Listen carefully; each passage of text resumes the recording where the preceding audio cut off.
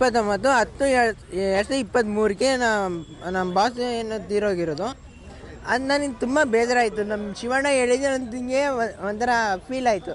ಏನಂತಂದರೆ ಅವ್ರು ಹೇಳಿದ್ದು, ಏನ್ರ ನೀವು ಹಿಂಗಂದರೆ ನಮ್ಮ ಮನಸ್ಸಲ್ಲಿದ್ದವನು ನನ್ನ ರಕ್ತದಲ್ಲಿದ್ದಾನೆ, ಯಾವನ್ನ ಬಿಟ್ಕೊಡಿಲ್ಲ ಅವನು, ನಮ್ಮ ಅಪ್ಪನ ಅವನ ತಮ್ಮ ಅವನು ಹಂಗೆ ಅಂತ ಒಳ್ಳೆ ರೀತಿ. ಅದರಿಂದ ನನಗೆ ಟಿ ವಿಯಿಂದ ನೋಡಿ ತುಂಬ ಖುಷಿ ಆಯಿತು ಆ ಸರ್ ಹೇಳಿದ್ದಕ್ಕೆ. ಆ್ಯಂಡ್ ರಾಜ್ಕುಮಾರ್ ಸರ್ ಹೇಳಿದ್ರು,